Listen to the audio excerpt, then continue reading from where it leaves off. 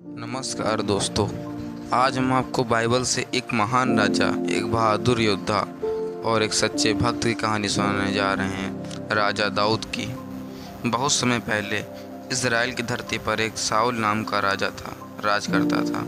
परंतु भगवान उससे नाराज़ थे, इसीलिए उन्होंने नए राजा के रूप में एक चरवाहे बालक को चुना, दाऊद। दाऊद कोई राजकुमार नहीं था, वह साधारण चरवाहा था जो अपने पिता यिशै की भेड़ों की रखवाली करता था। लेकिन उसमें कुछ खास था, उसका दिल सच्चा था और उसमें ईश्वर का विश्वास अटल था।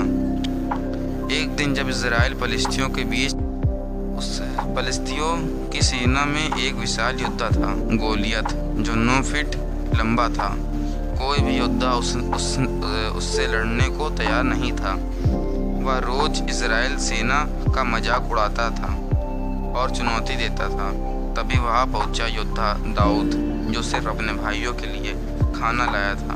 परंतु जब उसने गोलियत को चुनौती सुनी तो वह बोला, मैं इस दैत्य से लड़ूंगा क्योंकि मेरा परमेश्वर मेरे साथ है। राजा साउल ने पहले मना किया, पर दाऊद के विश्वास को देखकर मान गया। दाऊद ने कोई तलवार या कवच नहीं पहना, वह मजाक उड़ाया। पर दाऊद ने कहा, तू तलवार और भाले से आता है, लेकिन मैं परमेश्वर के नाम पर आता हूँ। और फिर क्या था?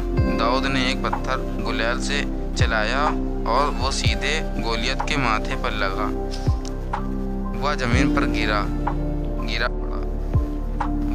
गिरा पड़ा। पूरी फलिस्ती सेना डरकर भाग गई। इसके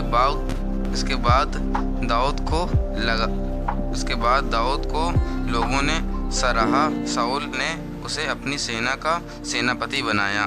सालों बाद जब साउल की मृत्यु हुई, दाऊद इस्राएल का राजा बना। वह एक महान राजा था। उसने यरूशलेम को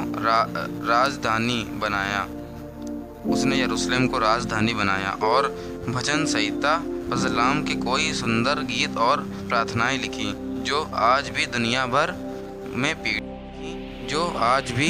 भर में पढ़ी जाती हैं। दाऊद की कहानी हमें सिखाती है कि ईश्वर की भक्ति से हमें किसी भी विशाल समस्या को हरा सकती है। सच्चे दिल से काम करने वाला इंसान ही सच्चा राजा होता है, चाहे वह कितना भी साधारण क्यों ना हो। अगर आपका विश्वास मजबूत है तो दुनिया की कोई ताकत आपको नहीं रोक सकती।